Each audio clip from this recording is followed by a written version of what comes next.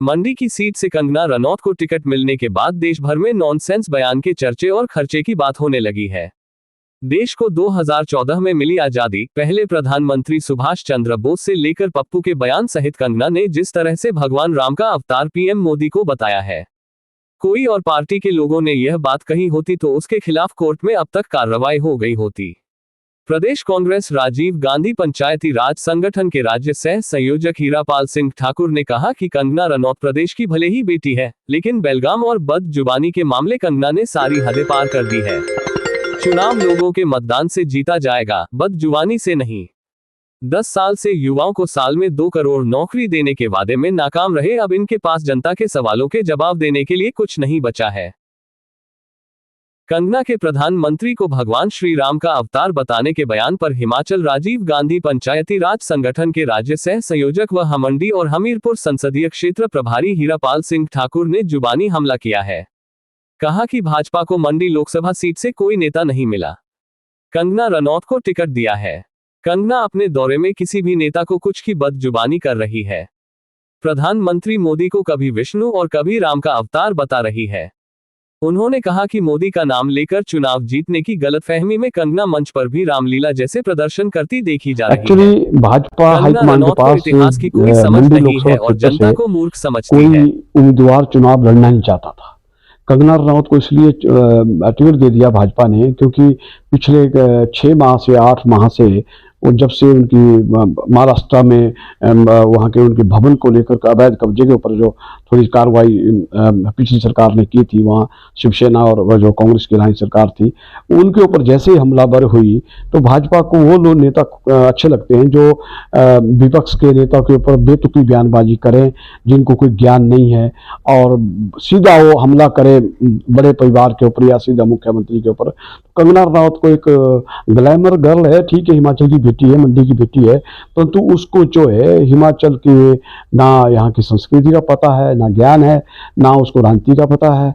सिर्फ उनको एक मोदी के नाम का सहारा लेके, कभी मोदी को विष्णु का अवतार बता के, कभी श्री राम का अवतार बता करके, तो कंगना रनौत जी तो अपनी किरकिरी यानी करा दी है। क्योंकि अभी तो चुनाव में उतरे, उसको 10 दिन हुए, नॉमिनेशन होना है, तो उसने तो आते ही कंट्रोवर्शियल में बन गई हो और सीधी जो बात जो है वो कंट्रोवर्शियल बन गई है और सीधी बात कर रही है। कभी प्रतिभा सिंह को बोल रही है कि आप आराम करें, तो वो उसका कहने का क्या इसमें तात्पर्य है?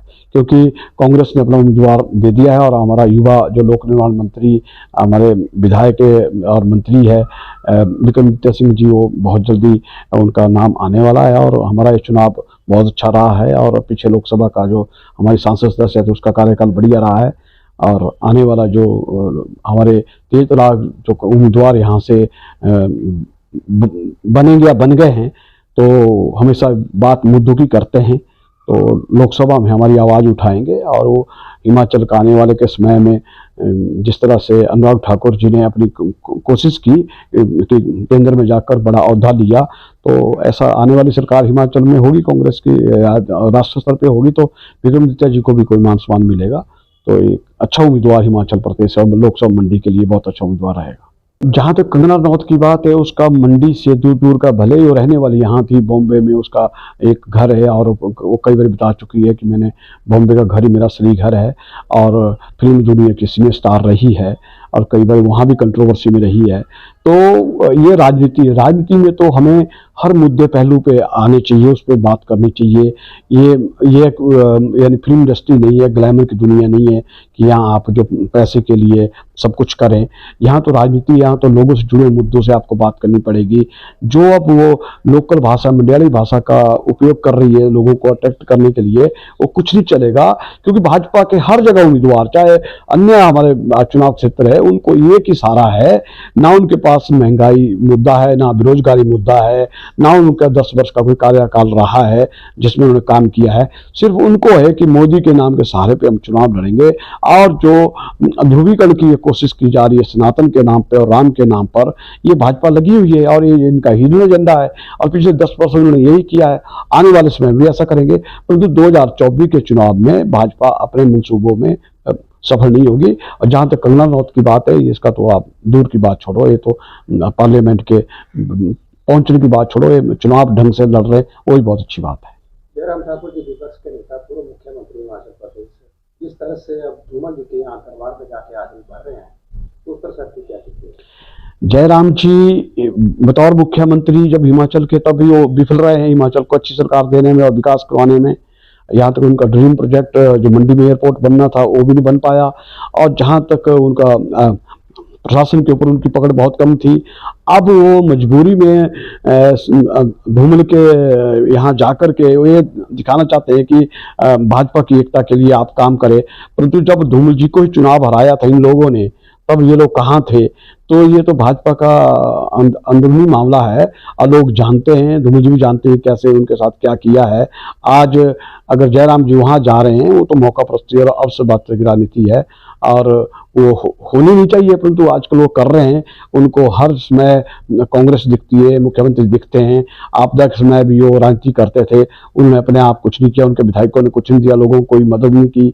और अब जो है उल्टा चोर कोतवाल को डांटे, जहाँ तक ऑपरेशन लोड्स करने की उन्होंने यहाँ कोशिश की, उसमें विफल रहे, मुंह की खानी पड़ी। तो जो विधायक जो चुनाव 6 हो रहे हैं, उसके लिए भाजपा दोषी है। आज उन विधायकों के ऊपर पूर्व लग गया जो 1 साल पहले विधायक बने थे, तो उनमें कितने विधानसभा पहुंचेंगे तो जयराम को पता नहीं है। तो ये एक आत्मघाती मामला निर्णय इन्होंने किया। जो 6 जो चुने हुए विधायक थे, चाहे वो हमारे थे, जो किसी के भी थे, उनको पीछे पूर्व लगवा दिया।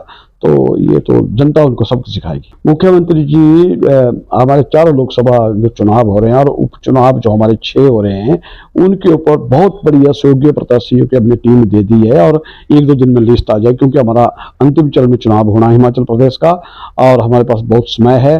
फिर भी मुख्यमंत्री उप मुख्यमंत्री अपने अपने गढ़ में अभी स्टार्टिंग में, इसलिए जो वहाँ रह रहे हैं, क्योंकि अब जब तक डेट टिकट अनाउंस नहीं होंगे फिर वो अन्य भागों में भी जाएंगे। तो इससे कि वो चुनाव से पूर्व अपने जिला हमीरपुर उन्ना में अपना देख रहे हैं, क्योंकि उसके बाद अन्य जिलों में भी जाएंगे, रैलियां करेंगे। तो इसलिए मुख्यमंत्री जी आशावान है कि हमारे 6 के 6 जो विधायक उपचुनाव होने वो जीतेंगे कांग्रेस के, और 4 लोकसभा में हमारे बहुत अच्छे युवा योग्य प्रत्याशी आ रहे हैं। चाहे मंडी की बात है, चाहे हमीरपुर की बात है, हमीरपुर में राज यादव जी बहुत अच्छे उम्मीदवार है, और बाकी अभी शिमला और कांगड़ा में जिनके नाम चले हैं वो अच्छे उम्मीदवार है, और बहुत जल्दी 2-3 दिन में इनकी लिस्ट आने वाली है।